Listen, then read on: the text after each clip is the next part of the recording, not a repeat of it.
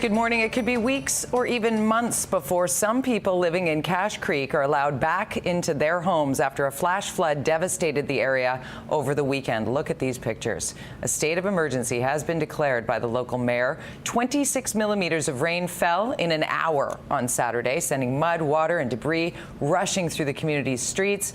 An evacuation order will allow crews to measure how stable the surrounding slopes are and what danger they pose to houses below. Nearly 100 people, or 10% of the town's residents, have registered at the Emergency Operations Center.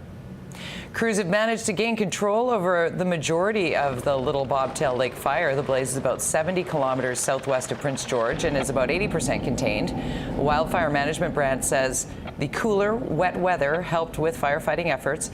There are now 85 wildfires burning across BC alone. Police are investigating yet another shooting in Metro Vancouver, and once again, it's happened in Surrey.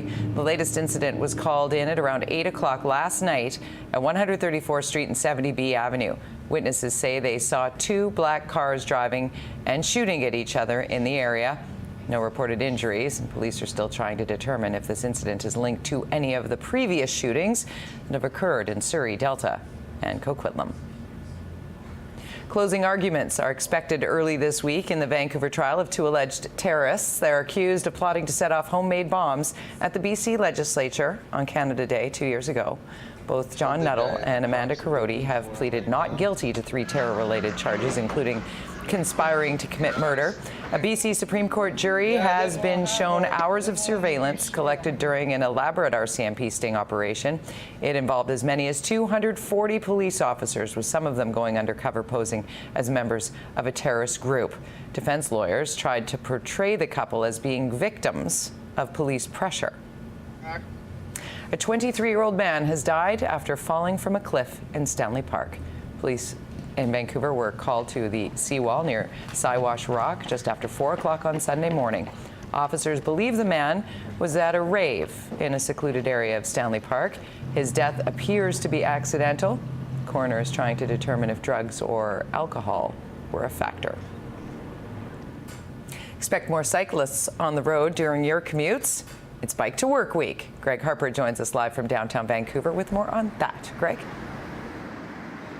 Good morning, Jody. Lots happening here at Dunsmuir and Richards this morning in Vancouver. As you can see behind me, this is one of the commuter stations that's been set up for Bike to Work Week. There's over 70 of them throughout Metro Vancouver. Some mechanics here working on some bikes here behind me as well. Over here we have Melody Chan. She's with E-Prodigy Bikes, and with her is an e-bike. Now, this is a bike that's growing in popularity. How does it work exactly?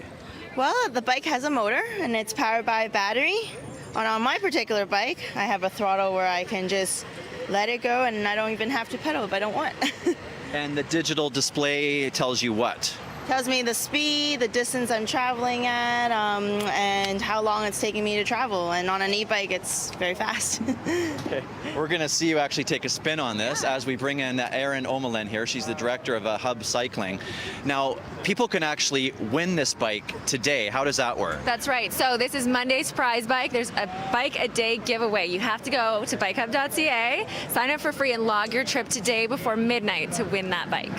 So it's important to note you can't just register for Bike to Work Week. You actually have to log your trip as well. That's right. We want to see people actually riding, so we get to see the kilometers and the trips, and that all adds up so we can show that it's growing.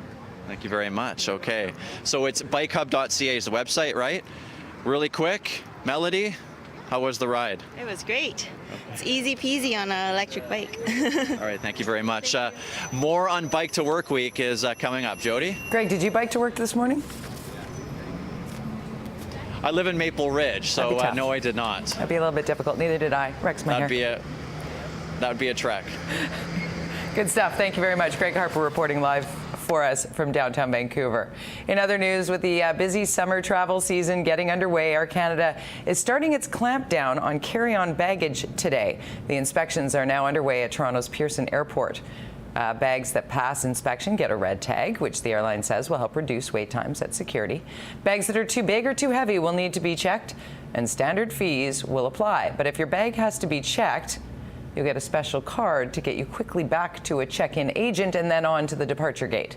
Air Canada's program will expand to other airports across Canada in June. I guess we'll have to pay, but hopefully. We thought about it, so we hopefully packed accordingly. Well, you know what? If it can raise them some more money and help keep some of the costs down in going forward, because, I mean, air travel is getting more and more expensive all the time, right? So if this is where they've got to make some money for the people who are carrying too much, well, then you pay for that, right?